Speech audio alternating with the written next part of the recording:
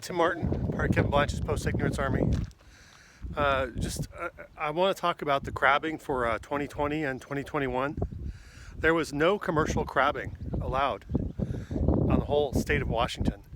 Originally, the Native Americans up there, they killed 20,000. They say they took 20,000 tons of crab, and they went ahead and cooked and shipped it. Then they found out it had Fish and Game called it. It started off being called unknown toxins.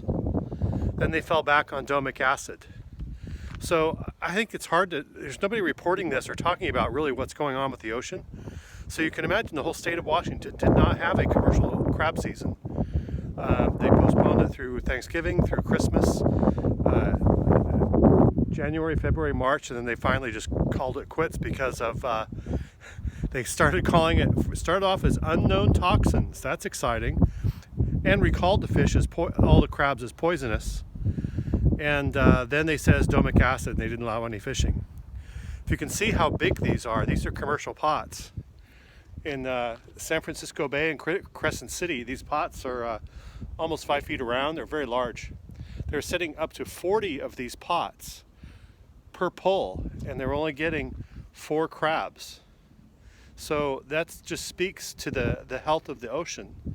You know, the crabs are the cleanup crew for the ocean. So I think that, you know, the starfish died and the seals all died 8 years ago because of Fukushima radiation has degraded the ocean to the point where there's no creatures dying and floating to the bottom for the crabs to eat.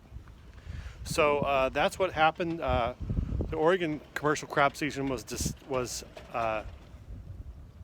delayed for 4 months and finally canceled also.